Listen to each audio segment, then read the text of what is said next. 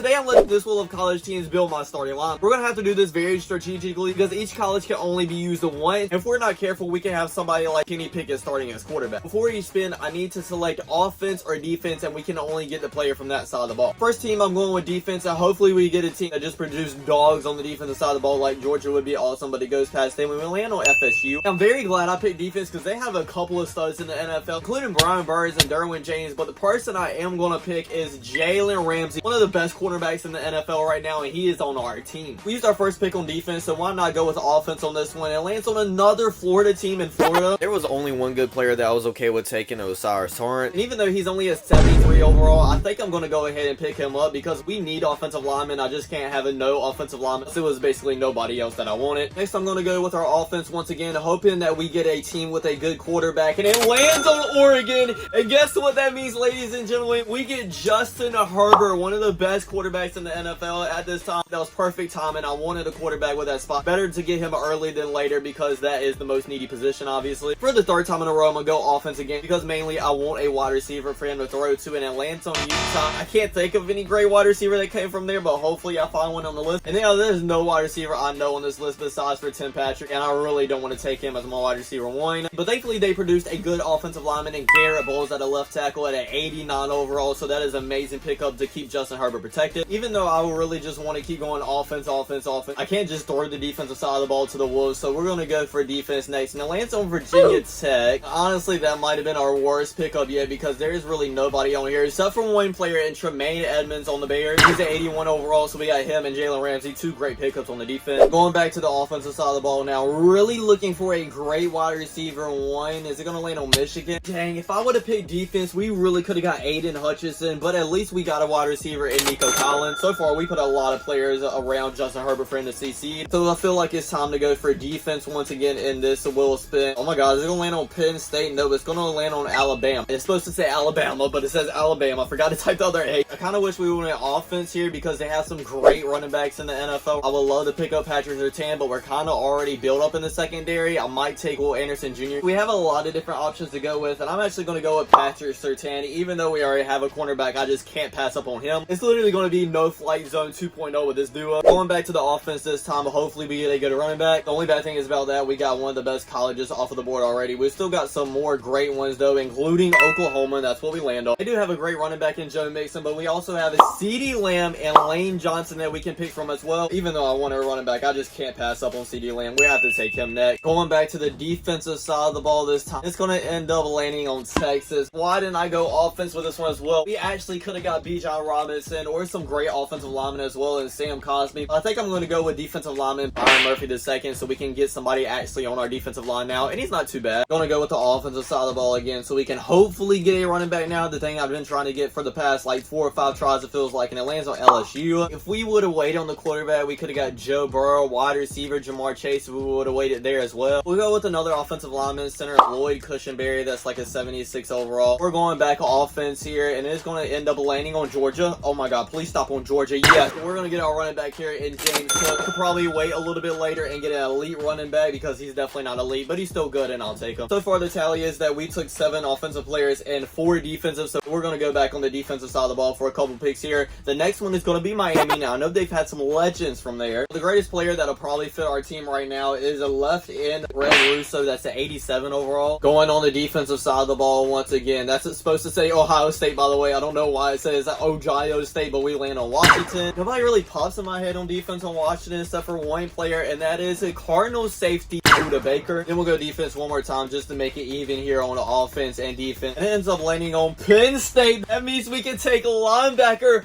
Micah Parsons, another all-star on this defense. This is looking great right now. We only got 5 more spots to fill, and it's 2 on offense and left guard and right tackle. Let's go ahead and finish the offensive lineman up. The first offensive lineman has to be from Ohio State. Currently having no left guard. We're going to have to take second string right tackle I don't even know how to say that name, Munford from the Raiders. And your odds are not deceiving you. He's a 68 overall. Definitely our worst pickup by far. And then our left guards will be from Iowa. There are currently no left guards in the NFL from that position. We're going to go ahead and pick up Tristan Wirfs and convert him to left guard. I don't know what his overall is going to be yet, but I'm pretty sure it won't be too terribly bad. Now we're going to finish building our team with 2 more defensive players. The first one's going to be from Auburn. Okay, I think they actually have some really good defensive players from there. I have one in mind. It is my Carolina Panthers starting defensive tackle and Derrick Brown. We're definitely going to pick him up. You know I had to have at least one Panthers player on this team. 6 teams left for this last spin, and it's going to land on Ole Miss. Know some great players on the offensive side. On the defensive side, I have no clue who I'm going to pick up. That's 69 overall, Tavius Robinson from the Ravens. I know that wasn't the best last pick, but I still feel really good in our team, especially since we are at 87 overall with the 87 offense and an 89 defense. This team should have no problem at least making the playoffs. Before we send the season, let's hop in this first game to see how it feels. We're playing the Dolphins in Miami, so of course it's raining. Who would have guessed? And our starts are not showing up at all so far. They're already getting cooked, and the Dolphins are in the 5-yard line. Now we do have them in a 3rd down, so hopefully we at least get one more stop and hold them to a field goal. And it is an incomplete pass, so they only get 3 points on the board on this drive. First drive on offense, I was thinking, why not just go ahead and get the running game going? James Cook, and it is working perfectly, so that we're already in the red zone and hit CeeDee Lamb on the right side for a touchdown, already up 7-3. That drive literally couldn't have went any more perfect. Sadly, our defense is sucking once again, and they allow a wide open person for a touchdown. Jalen Ramsey patches the 10. What happened to all of these good defensive backs that we drafted? I guess our offense is just going to have to pick it up and hold us together, and then I thought that interception. Literally the exact time I said I need to pick it up on offense. 3rd down now, we have to get a stop right here for our defense to look good, and we finally do, thank God. We're still down by 6 points, but it could have been a lot worse if they would have got a touchdown right there. A little over 30 seconds left. Let's see if we can make something happen, and we see a player wide open downfield for the catch, and we're already inside our territory. Exactly 30 seconds left, and we throw it to the right side, and oh my God, I thought that was going to be picked off. He low-key almost jumped that route for another interception. We're doing 4 vertical, getting all of our weapons deep, and CeeDee Lamb is kind of open and catches it. Is that a touchdown?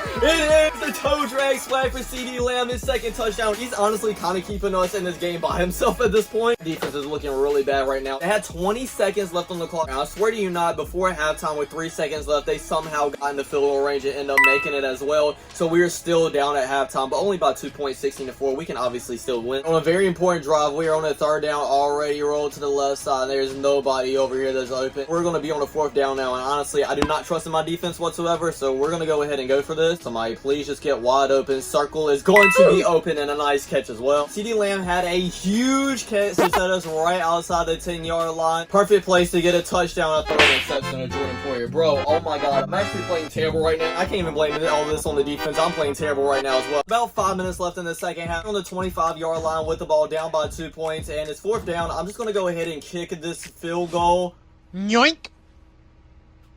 I actually missed it. I really missed it. You know what? Skip this game. I don't even feel like playing the rest of it. We're just going to simulate it. And they end up winning 19-14. Once we built this team up, I really had a high hopes for them because I thought literally we had stars at every position. Thought we were going to be good. But right now, after seeing what the team done during that game, I really don't know if they're going to make it or not. But it's only one way to find out. Let's send them to the end of the regular season and find out. We ended up going 9-8. And with that record, we missed the playoffs. Please somebody explain to me how we have this much star talent on our team and we still didn't make the playoffs somehow. This might be the time that I felt the most disappointed in a team. Like, legit, I had high expectations for them. Let's look at the stats and see if we can get a little bit of clarification. Justin Herbert had a really good season with over 4,000 yards, 40 touchdowns to only 9 interceptions. James Cook almost had 1,000 yards. CeeDee Lamb had over 1,000. Reynolds had 800. Brenton Strange had 700. How did Nico Collins only have a 600-yard season? Looking from that, I just guess it was our defense. Maybe I should have spent a lot more higher picks on building that side of the ball up, so I guess it's kind of my fault. But thanks for watching, everybody. I really hope you enjoyed. Don't forget to like, comment, subscribe. I'll check you guys out next time. Peace.